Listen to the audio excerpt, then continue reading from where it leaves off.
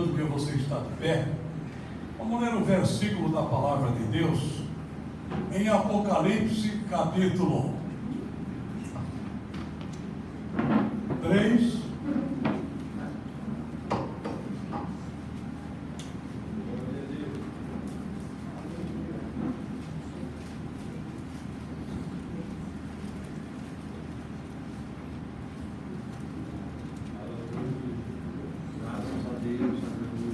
E o versículo 20.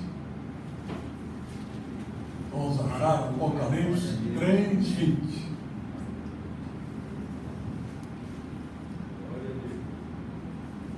Muito bem. Está escrito o seguinte: eis que estou à porta e bato. Se alguém ouvir a minha voz e abrir a porta, entrarei em sua casa, com ele cearei e ele com a sogra. Assim que está escrito? Como é que está então? Ele comigo. Eis que estou à porta e bato. Se alguém ouvir a minha voz, abrirei a sua porta, cearei com ele e ele comigo. Amém. Podem sentar. Repete comigo essa oração. Senhor Jesus. Bem alto. Senhor Jesus. Eu estou aqui nesta noite para ouvir a tua palavra e para glorificar o teu nome. Recebe a minha alegria, a minha gratidão. Quero te louvar, quero te glorificar. Fica comigo, Senhor. Quero voltar para minha casa, não como eu vim. Quero voltar alegre, feliz, cheio de fé, cheio de esperança, levando a tua palavra no meu coração. Em nome de Jesus. Amém. Vamos ler mais uma vez o versículo bem compassadamente. Quem está falando aqui é o Senhor Jesus Cristo. Eis que estou à porta e bato. Se alguém ouvir a minha voz e abrir a porta, entrarei em sua casa e com ele cearei e ele comigo. Jesus está falando aqui uma igreja, não era pessoalmente com uma pessoa. E a maneira como está escrito aqui na palavra, interessante. Ele está à porta e bate. Ele não arromba a porta. Ele não força a porta. Não exige que abra. Se alguém abrir a porta, eu entrarei em sua casa. Com ele cearei e ele comigo. Irmãos, eu estava pensando, sobre o coração, sobre o corpo humano. O corpo humano, o meu corpo, o seu corpo, é muito misterioso. É verdade, não? É misterioso o nosso corpo. Você já notou que às vezes a pessoa vai no médico, ele sente aquele sofrimento, aquela coisa, e o médico examina exame, chapa, e não sei o que e tal, faz tudo. Não achei nada. Mas a pessoa está sentindo. Anotou? Sofre, e de repente o médico não acha.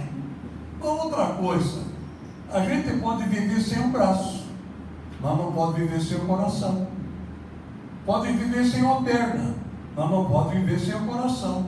Pode viver sem o olho, até os dois, mas não pode viver sem o coração. Pode viver sem o ouvido, mas não pode viver sem o coração. Então, o órgão mais importante do corpo do ser humano é o coração. Outra coisa, a pessoa tem 2 pulmões, mas tem um só coração. 2 braços, mas um só coração. 2 rins, mas um só coração. E assim vai. Como é misterioso, né? Como é misterioso o coração. Então, quantas pessoas, não é verdade, que prematuramente dá um problema no coração e ele vai embora. De repente um infarto, mal-estar, mal súbito, o coração para e a pessoa vai para a eternidade. Então, a gente pensa, né? Nunca tive a curiosidade de perguntar para um médico, onde que é realmente o coração? Dizem que é aqui.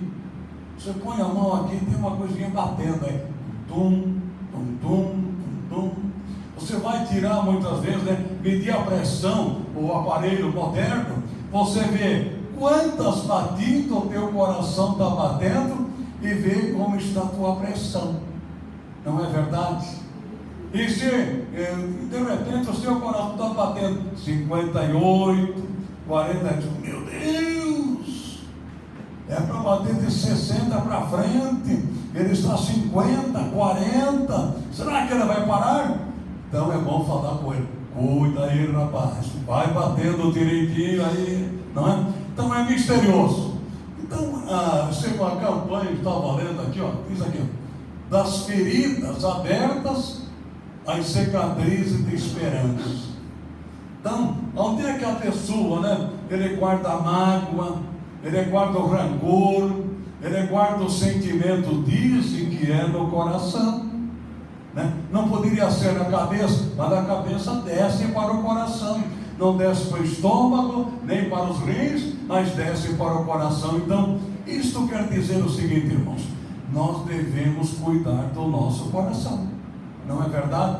Zelar pelo nosso coração, não facilitar, não brincar, não retardar a decisão para aceitar a Jesus, porque o tabagismo mata, né? A maconha mata, a heroína mata, e assim por diante. O vício, a bebida alcoólica, ela leva a pessoa para a sepultura. Guardar mágoa, rancor, ódio, essa coisa toda aí, o coração vai enfraquecendo, e a pessoa vai para a sepultura. Sábado retrasado, eu estava lá em Guarapuava, estava vindo lá de Campo Mourão. Chegamos em Guarapuava, uma pastora, e foi lá agradecer aquela pastora, ela, o marido dela, a família dela, porque eu viajei lá para Campo Mourão, aquela cidade circunvizinha lá, mais de 25 anos.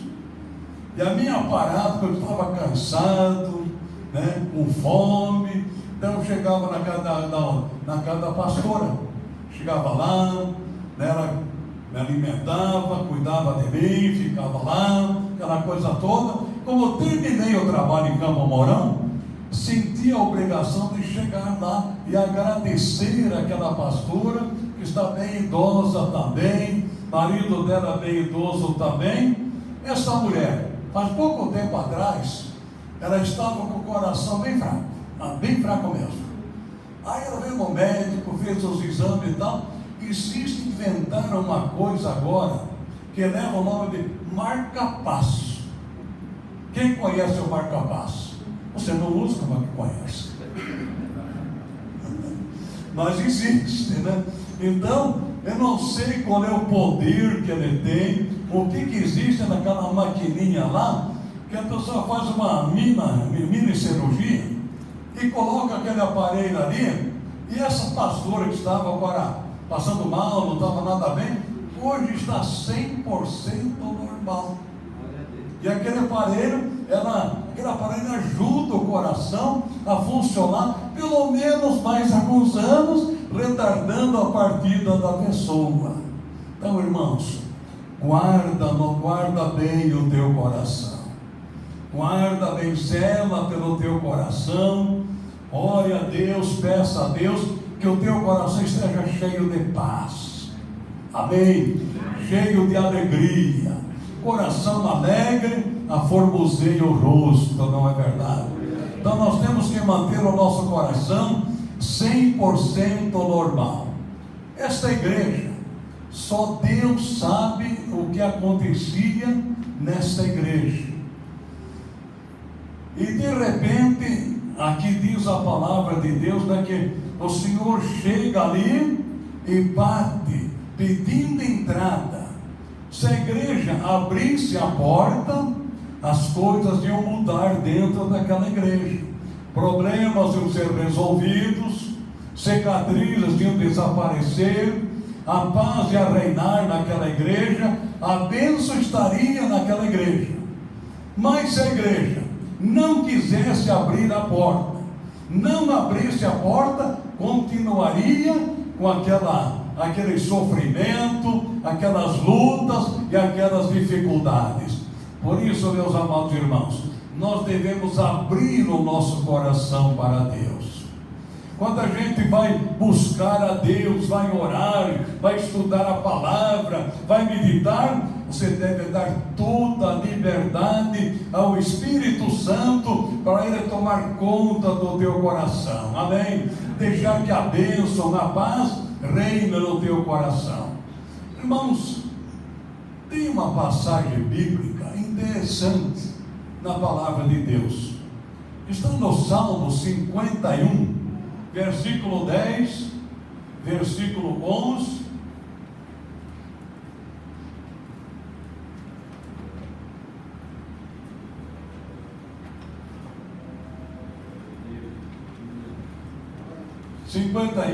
Salmo 51.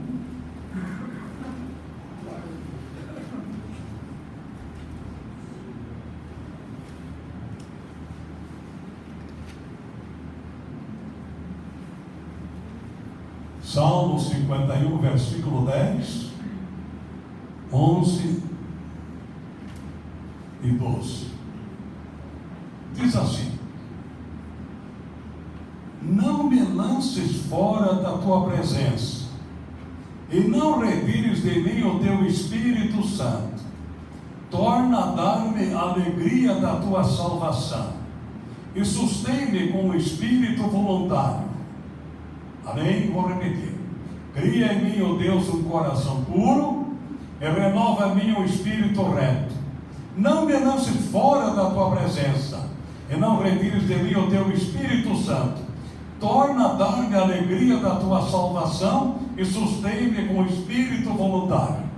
Este salmo, quem escreveu foi Davi, o rei Davi. Lá no início do reinado dele, Davi, como a irmã falou aqui da pedrinha, do gigante, aquela coisa toda, Davi foi um instrumento nas mãos de Deus, foi um homem ungido, foi um homem que Deus usou de uma maneira extraordinária, era como que a menina do olho de Deus, era um grande rei, mas de repente algo aconteceu na vida de Davi.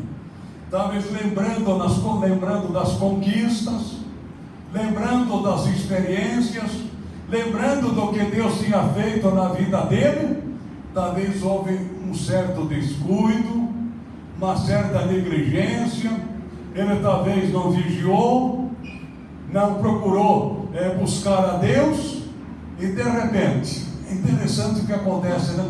O diabo prepara as suas armadilhas. Satanás prepara as armadilhas para derrubar o cristão e para derrubar o Filho de Deus. Nós nunca podemos brincar com o pecado, nunca podemos brincar com o inimigo, nunca podemos menosprezar o pecado, não. Nós devemos vigiar, estar atento, estar alerta, porque o diabo não brinca em serviço, não. Satanás, ele preparou o palco para Davi. Se você ler o texto lá, diz o seguinte: naquela época, naqueles meses do ano, era para Davi estar lá no campo de batalha com Joabe, com o exército israelita. Mas ele não foi, ele estava no seu palácio, e ele estava, como dá a entender, que ele estava como que descansando naquelas horas da tarde.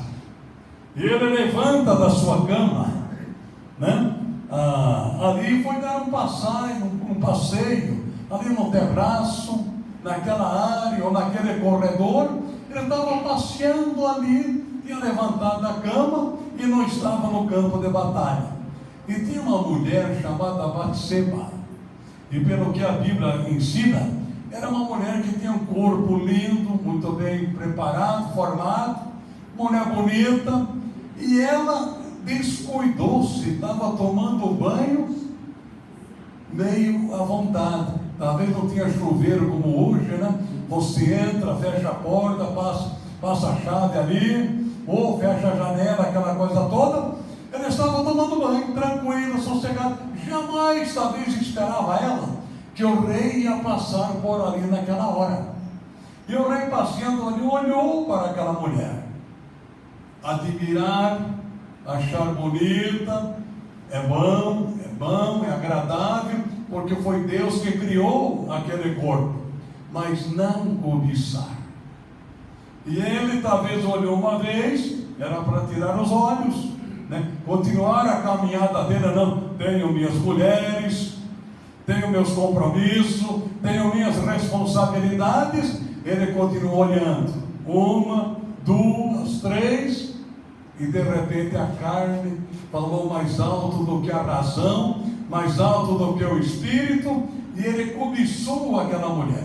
Era casada, marido dela era um soldado de guerra, estava no campo de batalha, Joabe estava lá guerreando, e a mulher estava lá, e Davi também estava lá, que era para estar no campo de batalha. Por isso, irmão, o Filho de Deus, o cristão, aquele que serve a Deus, ele foi chamado para um campo de batalha, não para ficar tranquilo, Claro que tem as horas de descanso, tem as horas para dormir, tem as horas para se alimentar, mas o cristão, nós fomos chamados para o campo de batalha. E Davi estava lá, começou a trazer aquela mulher, e se prostituiu com Batseba. Se prostituiu sendo ungido do Senhor, chamado pelo Senhor, escolhido pelo Senhor, e ele se prostituiu, e de repente a coisa complicou. E o que aconteceu? Ele tentou, não vou entrar em detalhes aqui para não demorar muito. Ele tentou minimizar, tentou fugir daquela responsabilidade. De que maneira? Ele, quando de repente Batseba chega para Davi e diz: olha, eu estou grávida. Era tudo o que ele não queria ouvir. Eu estou grávida. O que ele fez? Mandou que Joabe, mandasse que o general de guerra mandasse Joabe até Davi. E daí, quando ele chegou, Davi tentou minimizar aquela situação, mandou ele dormir com a esposa dele. Ele não foi, ficou na porta do rei, aquela coisa toda, até que Davi foi forçado a escrever uma carta para que Joabe colocasse aquele homem lá no campo de batalha mais perigoso, para que ele morresse. E ele morreu. Então Davi cometeu 2 pecados: suicídio através dos inimigos lá dos moabitas, e também um adultério que ele cometeu com aquela mulher, com Batseba. Irmãos, e aquilo parece que estava adormecido, estava tudo bem, Davi estava tranquilo, mas Deus viu o pecado que ele cometeu, sabia da situação dele, e tinha um profeta chamado Natã, e Deus falou com Natã, e mandou Natã até o palácio do rei. E Natã chega lá, conversa com o rei, conta uma parábola. Quando o rei ficou bravo, nervoso, e disse: este homem é digno de morte. Natã disse: este homem és tu, o rei. Encarou o rei e falou a verdade para ele. Davi pecou, se arrependeu profundamente do que aconteceu com ele, humilhado, arrependido. A criança morreu, foi um vexame, foi uma vergonha. E quando Natã repreendeu Davi, disse a ele: e a espada nunca vai se afastar do teu palácio. Pagou um alto preço por causa daquele pecado, foi humilhado, o próprio filho Absalão tentou tomar o seu reino, passou vergonha, sofrimento, se humilhou, se arrependeu. Quando ele chega nesta passagem, ele diz: cria em mim, ó Deus, um coração puro. O que ele quer dizer? Que o coração dele não era puro. Havia uma cicatriz no coração dele, havia uma marca de vergonha, de vexame. Ele, como rei, escolhido por Deus, os milagres, as maravilhas. Agora, eu adulterei, mandei matar um homem inocente. Você imagine o peso que Davi carregava, o vexame, a vergonha que ele carregava. Cadê a autoridade do rei perante os filhos? Cadê a autoridade do rei diante dos generais? Ele culpou o coração dele, né? Cria em mim, Deus, um coração puro. O que ela quer dizer? Que o coração dele não era puro. Não era puro por quê? Porque certamente ele guardava alguma coisa no seu coração que não era da vontade de Deus. Não é? Porque, irmãos, você olha, por exemplo, para qualquer coisa lá. Se for uma coisa que te interessa, aquilo desce para o teu coração. Contamina a mente, mas contamina o coração. Não é verdade? Então, por isso Davi dizia: cria em mim, ó Deus, um coração puro. Porque o coração dele não estava puro, estava cheio de maldade, de cobiça, né? A coragem de matar um homem inocente. E ele ora, agora clamando a Deus: Senhor, torna a dar-me um coração puro e renova em mim um espírito reto. E ele diz mais: e não me lances fora da tua presença. Torna a dar-me a alegria da tua salvação. Aleluia. Olha, irmãos, tudo que Davi era, tudo que ele fazia, tudo que acontecia, era Deus na vida dele. Ele na presença de Deus. Deus era com ele. Ele estava com Deus. O que ele precisava agora? Coração puro e um espírito reto. E a alegria da salvação. Então, irmãos, se existe um órgão que nós devemos vigiar muito, mas muito, é a nossa mente. É a nossa mente e o nosso coração. Vigiar, mas vigiar muito. Quantos pensamentos malignos o diabo tenta colocar na nossa mente, porque ele quer atingir o nosso coração. Se aquele pensamento descer para o meu coração, para o seu coração, então metade da batalha o inimigo já ganhou, não é verdade? Por isso, irmãos, prestem bem atenção naquilo que Paulo diz. Qual é a defesa para a nossa mente? Chama-se o capacete da salvação. Amém? O capacete da salvação. Para combater os dardos inflamados do maligno, nós precisamos do quê? Da espada do Espírito, que é a palavra de Deus, para não pisar em armadilha, calçando os pés na preparação do Evangelho da paz. Eu estava meditando hoje nesses dois versículos aí. Oh, que coisa maravilhosa, né? Que coisa maravilhosa. Cria em mim, ó Deus, um coração puro. Nós precisamos de um coração puro, coração limpo diante de Deus. Quantas vezes aqueles dardos inflamados do maligno tentam atingir o nosso coração, tentam atingir a nossa mente, não é verdade?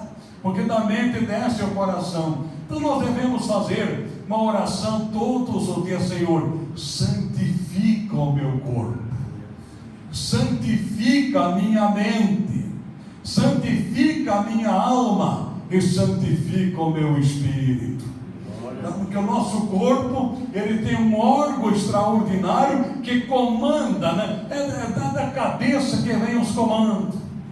E desce o coração, é aquilo que se distribui para o corpo. Para você andar, aquela ordem vem da mente. Para levantar o braço, a mesma coisa. O corpo é bem misterioso, só Deus entende, né? O nosso corpo, como ele é.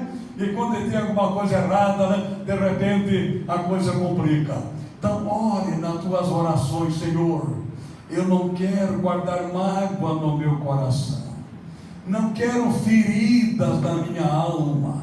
Não quero feridas no meu coração. Nós somos tentados a odiar, somos tentados a desprezar, somos tentados a falar mal da vida dos outros, somos tentados a tudo. Mas nós devemos reagir. Se o coração está limpo, se a mente está limpa, a vitória já está ganha. Deus já nos deu a vitória. Amém? Glória a Deus.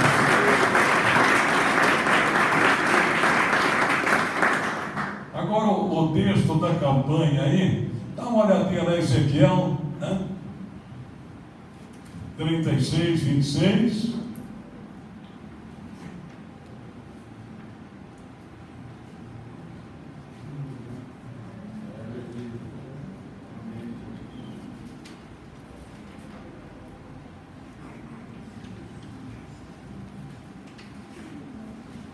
Um versículo maravilhoso aqui, né?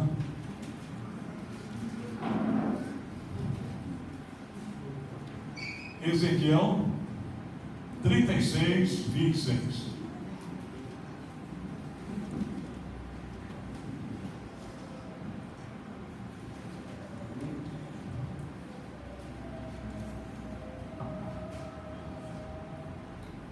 Quem achou diz amém? Amém. Então eu vosei um coração novo. Eu porei dentro de vós um espírito novo. E tirarei da vossa carne o coração de pedra. Eu vos darei coração de carne. Coração de carne. Você acha que existe coração de pedra? Existe ou não existe? Levanta. O teu coração é de pedra? Você tem o coração quebrantado, contrito, um coração voltado a Deus. Amém. Irmãos, infelizmente, esse texto aqui, ele foi escrito não para nós. Claro que a palavra de Deus é para nós também, mas o objetivo é para o povo de Israel. Para o povo de Israel. O povo de Israel, infelizmente, de Israel, de Judá, tinha um coração de pedra. Mas um coração de pedra mesmo, não é? Eu estava meditando hoje, né? Quantas bênçãos Deus derramou sobre aquele povo. Imagine, mais de 400 anos na escravidão, sendo torturado, sofrendo aquele sofrimento terrível, escravos. Deus tira eles do Egito, guia eles até a terra de Canaã. Quantas maravilhas aconteceu com aquele povo lá no deserto. Imagine você, o pé crescer e o tênis crescer também, não é verdade? A camisa o corpo crescer e a camisa crescer também, não é verdade? Olha, Deus guardou aquele povo de uma maneira extraordinária, foi maravilhoso. O que aconteceu com aquele povo na terra do Egito? Não faltou alimento, não faltou água, passaram provações, sim, chegaram na terra que manda leite e mel. Quanto que Deus falou, não se misture com os moradores da terra, não se misture com este povo, não adore outro Deus. E Deus falou, profeta falando, explicando, juízes, homem de Deus falando. Irmãos, quando a gente lê, quem conhece a Bíblia vai entender o que eu vou dizer. Quem já leu o livro de Jeremias, o profeta Jeremias, levante a mão. Quanto que esse profeta trabalhou pregando para aquele povo, não é? Quem conhece o livro de Ezequiel, levante a mão. Olha, irmãos, e Deus caprichou. Quem era Jeremias? Era filho de um sacerdote, era um homem experimentado, experiente, conhecia Deus mesmo, e ele pregou, falou, sofreu, 3 vezes foi açoitado, foi colocado num calabouço, uma prisão imunda, cheio de lama. E os maiores inimigos dele não eram os ímpios. Interessante, né? Sabe quem era? Os falsos profetas e os sacerdotes. Os maiores inimigos de Jeremias, de Ezequiel. Ezequiel, o que ele era? Também Ezequiel, ele era sacerdote Ezequiel. Ele também tornou-se profeta. Entendeu? Olha, os maiores inimigos de Jeremias, de Ezequiel, não era, na nossa linguagem de hoje, não eram os ímpios, não eram os mundanos, eram os da casa, de dentro de casa. Perseguindo. Este povo, irmãos, cometeu lá na terra prometida, a terra que emanava leite e mel, 2 pecados de morte. Eles profanaram a terra prometida. Eles profanaram a terra, derramando sangue inocente sobre a terra. Um pecado terrível, um pecado de morte, derramando sangue inocente. Eles pegavam, faziam um voto com um Deus chamado Moloque. E então, se aquele Deus falasse, né? Olha, eu quero a tua filha Joana. Era uma menina de 3, 4, 5 anos. Ele chegava, esse Deus Moloque tinha a estátua dele, embaixo tinha uma fornalha. Chegava lá, fazia aquelas rezas dele e jogava a criança naquela chama de fogo, oferecendo a sua filha ou seu filho para Moloque, em adoração àquele ídolo imundo, aquela coisa diabólica, profanando a terra, matando crianças inocentes, se inclinando para deuses vergonhosos. Adoravam a Será, deusa da prostituição, se curvavam diante dele, adoravam o sol. Era coisa terrível. Pegaram ídolos e colocaram dentro do templo sagrado do Senhor, onde Deus disse que moraria naquele templo. Eles profanaram a terra e profanaram o nome de Deus. E mesmo assim, irmãos, Deus não abandonou aquele povo. Muitos morreram, muitos foram para a sepultura prematuramente. Você já pensou, meu irmão, no ano 70, o general Tito, lá em Samaria, ele sitiou Jerusalém. Você já pensou, meu irmão, uma mãe que carrega a criança 9 meses no seu ventre, o sofrimento daquela mulher, a barriga cresce de uma tal maneira, o corpo fica desajustado, para dormir à noite é o sofrimento, muitas vezes ânsia de vômito, cólica e uma série de complicações. Mas aquela mãe, com aquele amor, com aquele carinho, cria aquela criança, amamenta aquela criança, dá vida por aquela criança. Mas no ano 70, lá em Samaria, eu vou citar só um caso aqui, 2 mulheres fizeram um trato. A Bíblia não diz o nome, vamos escolher o nome, a Maria e a Joana. Então Maria chegou para Joana: Joana, hoje nós vamos comer o meu filhinho. Eu vou matar o meu filhinho, vai me ajudar, eu vou carnear ele e nós vamos comer a carne dele. Mas amanhã é teu. Você já pensou nisso? Passa isso na tua cabeça? Você consegue imaginar isso? Mas aconteceu. Por causa do pecado que cometeram lá em Israel, lá em Jerusalém. A rebeldia, a fome era tão grande, mas era tão grande a fome, que aquela mulher comeram a criança dela. No dia seguinte, chegou para a companheira: hoje é teu filho.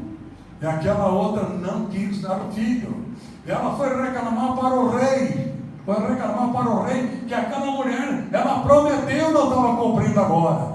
Quando o rei ouviu aquilo, o rei lá de Samaria, ele ficou desesperado e apavorado. Mas existia um homem de Deus naquele lugar. Dá um aleluia. Dá um aleluia mesmo. Aleluia. Você é pentecostal, dá glória a Deus. Glória a Deus. Tem homem de Deus aqui, levante a mão. Amém. Levanta a mão bem alto. Tem mulher de Deus, Levante a mão. Você tem um povo de covarde. Acho que não, né? Tem homem de Deus e mulher de Deus. Irmãos, lá não existe homem de Deus. Lá só existia um homem chamado profeta Eliseu. Quem resolveu aquela questão não foi o rei, não foi o general, não foi uma autoridade.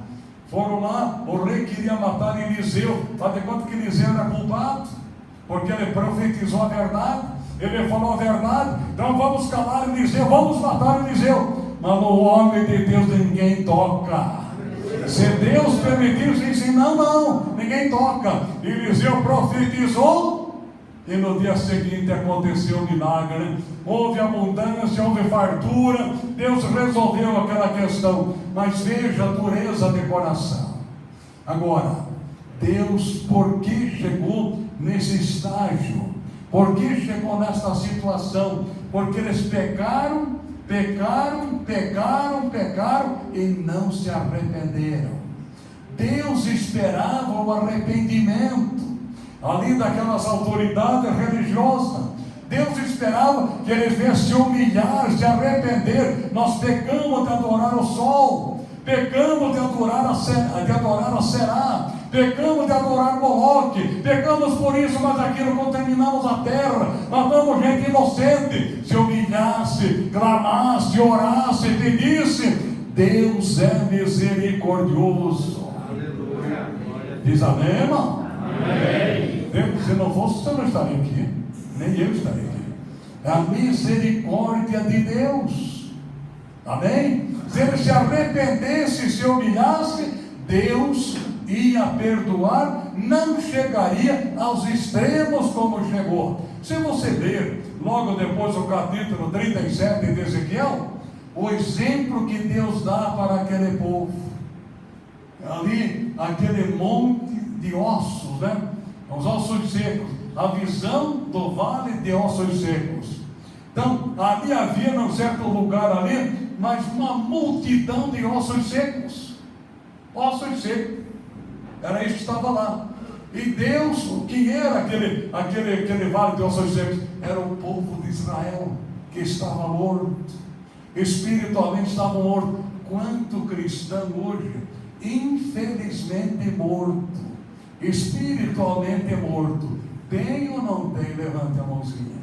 Não ora mais, não lê mais a Bíblia, não vai mais na igreja, não quer mais saber do Evangelho, porque o pastor isso, porque aquela pastora, porque aquele presbítero, porque aquele irmão, porque aquela irmã. Irmãos, quem é que salvou a minha vida? Foi Deus. Quem é que salvou você? Levanta a mão. Quem foi?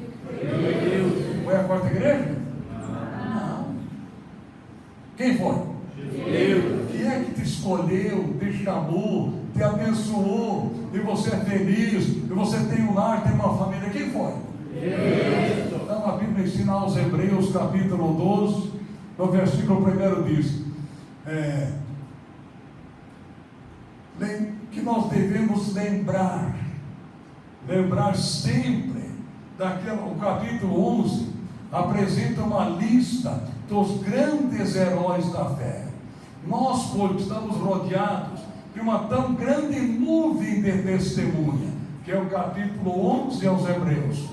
Então lá fala, por exemplo, de Jefté, lá fala de Gideão, lá fala de Raabe, lá fala de Abraão, lá fala de Isaac, dos grandes heróis da fé. Daí ele diz: corramos com paciência a carreira que nos está proposta, olhando para quem? Olhando para quem? Para Jesus, autor e consumador da fé. Amém. Claro que os irmãos têm importância, tem. A igreja tem importância muita. Irmãos têm importância muita. Mas nós nunca devemos se basear naquele pastor, naquela pastora, porque ele errou, porque ele é um santo, não. Devemos admirar aqueles heróis da fé, mas o nosso Salvador é Jesus Cristo. Amém. O nosso Salvador é Jesus Cristo. Glória a Deus. nosso olhar nunca deve estar voltado, de repente, né? Um grande evangelista que ressuscitou mortos, que fez milagres e maravilhas, aquela alegria, multidões. De repente ele cai, de repente ele fracassa, de repente você está andando lá pela cidade, encontra ele entrando numa boate. Você vai se entristecer por causa disso? Você vai negar a tua fé por causa dele? Você vai voltar atrás por causa dele? Não, de maneira nenhuma.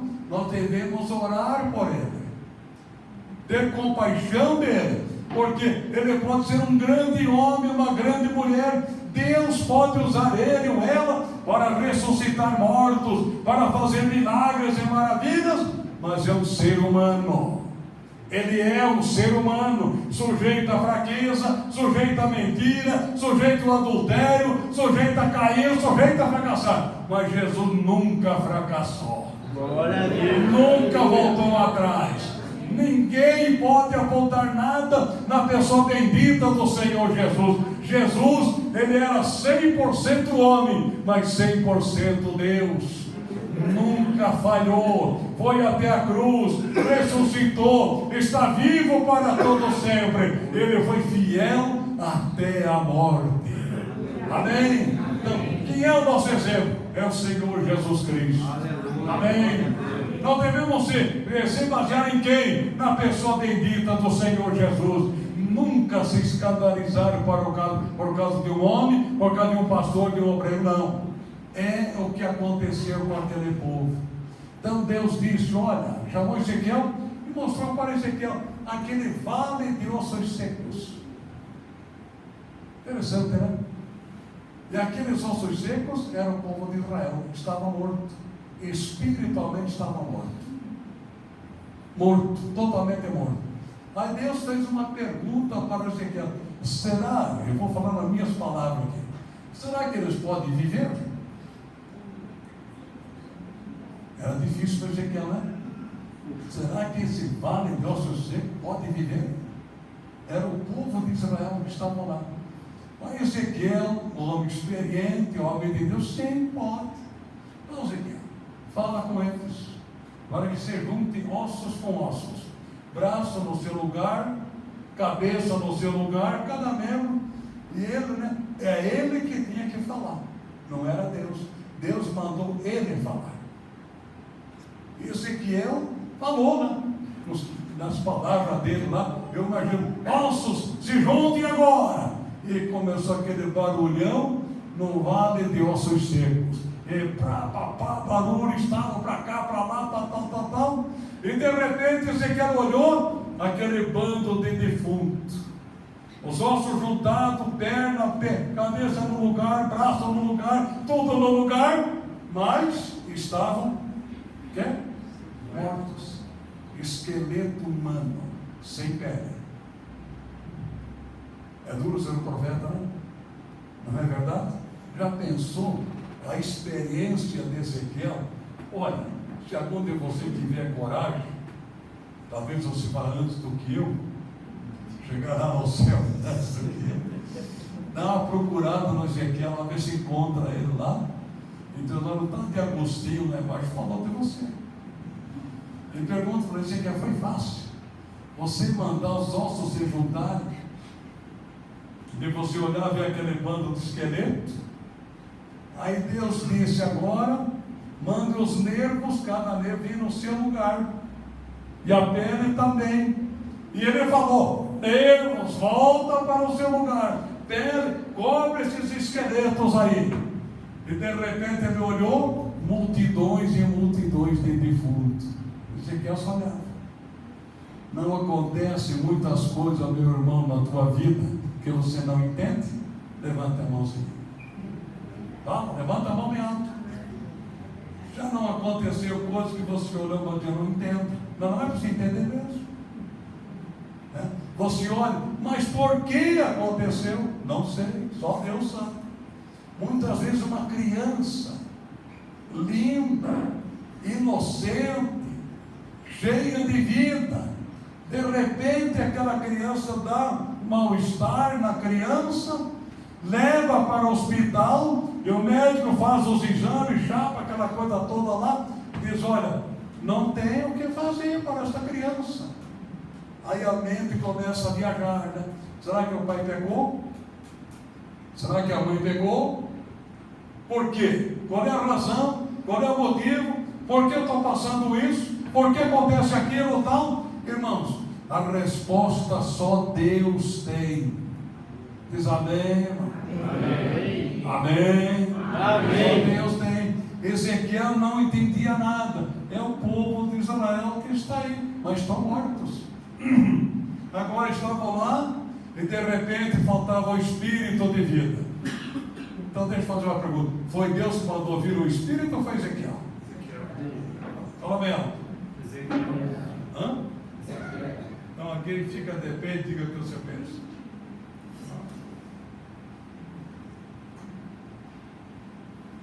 Agora fica de pé. Quem é que mandou vir o espírito? Ezequiel, a ordem do Senhor para profetizar sobre eles. Você tem certeza? Amém. Está na Bíblia? Tá. Está escrito? Está escrito. Está mesmo? Profetiza sobre eles. Então leia para mim o versículo.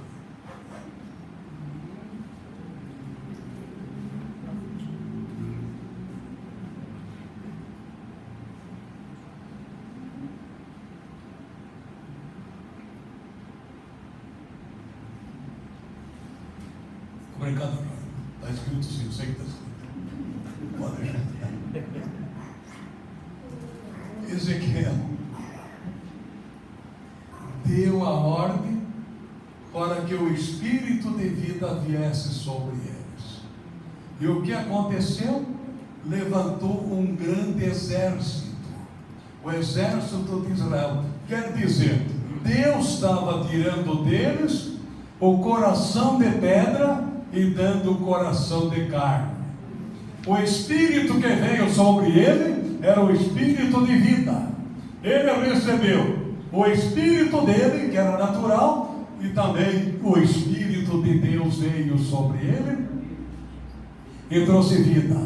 Talvez hoje, irmãos, eu e você devemos orar e pedir: Senhor, dai-me um coração de carne, renova-me, Senhor amado, dai-me um coração quebrantado, um coração humilde, tira do meu coração mágoas, ressentimento, não é? Talvez quantas pessoas que guardam aquela mágoa da avó, da mãe, do tio, da tia, de alguém que prejudicou você, você sofreu, você foi humilhado, você passou talvez pelo vale da sombra da morte, por causa de um pai, de uma mãe, de um tio, de uma tia, de alguém, e aquilo machuca a tua alma, machuca o teu coração, e você não tem a coragem de pedir: Senhor, eu estou perdoando aquela pessoa.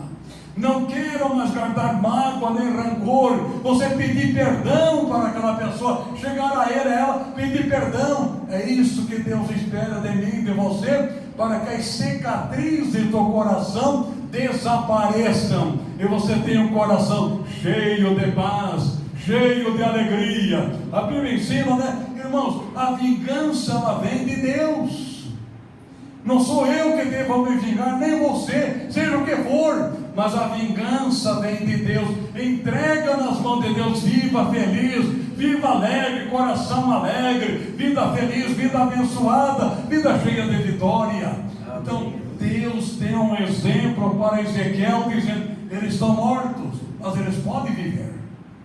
Depende de você, Ezequiel. Porque Ezequiel, eu pergunto a qualquer um de vocês aqui, claro que ninguém tem resposta. Ezequiel não poderia dizer: não, essa praga aí que fique como está. Não é? Levaram Deus seus secos, pecaram, transgrediram, profanaram a terra, profanaram o nome do Senhor, profanaram o Deus eterno. Eles mereciam ressuscitar, ter o coração quebrantado, voltar a servir a Deus, voltar a adorar a Deus. O que você acha? A gente, o ser humano, diria: não, mas Deus é amor. Amém. Diga amém, Jesus. Amém. Diga-me alto amém. Amém. só para terminar, a gente tem que terminar, que está no horário, né? Mas olha bem para mim aqui, irmãos. Só que lá, quando chegarmos nos céus, vai haver uma diferença. Você sabe o que o povo de Israel vai receber lá? Sabe ou não? Palmas. A igreja, nós os gentios, que vamos enxertados no tronco, nós vamos receber uma pedrinha branca e um novo nome escrito nela. Glória a Deus. Nós vamos olhar para aquele bando de judeus lá. Está vendo, seus cabeças de bagulho? Está vendo aí? Agora você tem palma nas mãos. Mas nós temos a pedrinha branca e o novo nome escrito. Aleluia. Glória a Deus.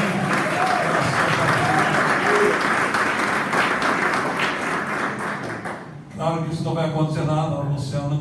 O importante é chegar lá. O importante é estar lá, louvando a Deus, adorando a Deus, junto com os judeus, junto com quem quer que seja. Nós vamos estar lá para adorar a Deus, amém? E lá vai ter paz, vai ter alegria, amor, não tem mais ódio, não tem mais rancor, não tem mais tristeza, não tem morte, não tem enfermidade, tudo é novo lá nos céus. Se coloque de pé.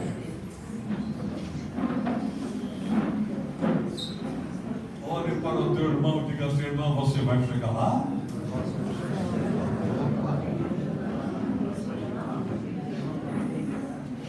Pergunta, olha bem no semblante dele. Ô irmão, chega perto de alguém, diga. Brito, pergunta para isso aí, você não vai estar lá. Olha bem nos olhos dele, Brito. Está precisando de ajuda aí. Como é que está o teu coração, irmão? Como está o seu coração? Está cheio de mágoa, de rancor, desânimo, tristeza, ou está cheio de alegria, cheio de fé, cheio de esperança? Eu vou chegar lá. Amém. Você vai chegar lá, levante a mão. Amém. Levanta a mão bem alta. Isso, meu irmão. Irmãos, nós chegamos terminando aqui numa hora de reflexão, e parar, pensar, analisar como estou eu e Deus, eu e a palavra de Deus. Quantas vezes, né? A gente pensa que está tudo bem e de repente não está.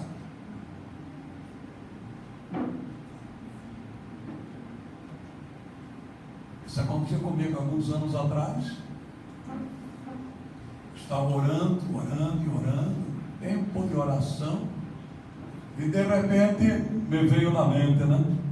Senhor, se tem algum pecado oculto na minha vida, eu tinha certeza que não tinha.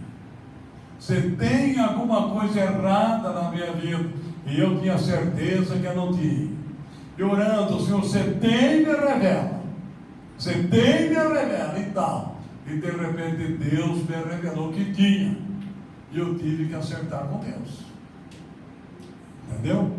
Mas Senhor, eu pensei que já estava tudo certo, mas não estava. Pensei que já estava tudo resolvido, mas não estava. Eu tive que acertar. Estive no hospital, né? E estava lá, uma situação meio precária lá. Aí eu orei, Senhor, e falei com Deus, tá? E digo, eu achava, eu não podia estar no hospital, porque eu falei, não, eu não vou ficar não vou ficar. Eu orei, e quando terminei de orar, aquela voz, eu te trouxe para a casa do rei. Digo, de novo, ainda tem coisa errada, não se acaba mais. E Deus tratou comigo, acertei com Deus, e a caminhada é assim mesmo. Quem é que santifica a minha vida? Quem é que santifica a tua vida? Quem é? Fala mais alto, quem? Deus. É o Espírito Santo. Quando você pensa que está tudo bem, de repente é alguma coisa errada, né? Então você tem que acertar com Deus, conversar com Deus, e Ele vai te abençoar. Olha, a gente olha, não é verdade, para grandes homens de Deus da Bíblia. Olha, o profeta Isaías, por exemplo. O profeta Isaías, quando a gente lê Isaías capítulo 6, se você pegar a história, está lá. Ele era profeta do rei Uzias. Ele estava no palácio do rei, era profeta do rei. Para ele estava cômodo no palácio do rei, comendo bem, dormindo bem, profetizando para o rei, exortando o rei, mas de repente o rei morre. Daí ele resolveu, bom, ele morreu, ele entrou na casa de Deus. Entrou lá, feliz, alegre, como profeta, como homem de Deus, e de repente ele tem uma visão. Ele vê que se abre os céus, aquele trono e o Senhor assentado sobre o trono. E de repente ele vê aqueles serafins, né, com 6 asas, 2 cobriam o rosto, 2 voavam, e 2 se protegiam, voava, não é? E outra cobriu o rosto, outra cobriu os pés. E de repente ele sentado ali, meditando, né? Ele ali na presença de Deus, aquela visão linda e maravilhosa, ele sentiu que ele era um mísero pecador. Lá na alma dele, no interior dele, ele sentiu todos os erros, os pecados que ele estava cometendo. Ele disse: ai de mim que vou perecendo, porque os meus olhos viram o Rei, o Senhor. Ai de mim que vou perecendo. Eu habito no meio de um povo de lábios impuros. Eu também sou de lábios impuros. E ele viu quando aquele serafim voa até o altar, pega uma brasa, aquela brasa viva, voa até ele, toca nos lábios dele e diz: a tua iniquidade foi tirada e o teu pecado foi perdoado. Aleluia, estava feliz, né? Aí ele ouve aquela voz: a quem enviarei? Quem há de ir por nós? Se você parar e pensar, o que Deus estava falando com Isaías? Amplia a tua visão. Não é só profetizando para o rei, para os príncipes, para aqueles do palácio. Vai profetizar para o povo, vai enfrentar o povo. Ele ouviu aquela voz e ele respondeu: eis-me aqui, envia-me a mim. Amém? Amém. Quem quer renovar o seu voto com Deus, levante a mão. Renovar o seu pacto com Deus, fazer uma renovação de aliança. Não vou chamar ninguém na frente não, levante a mão. Quem quer fazer? Eu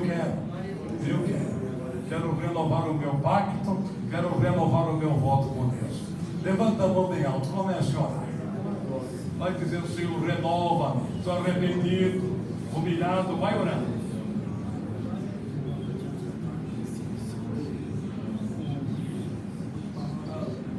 Senhor Deus, reconheço as minhas falhas, reconheço minhas fraquezas, reconheço os meus pecados. Eu estou aqui na tua presença, Pai, arrependido, humilhado, quebrantado. Deus, tenha misericórdia da minha vida.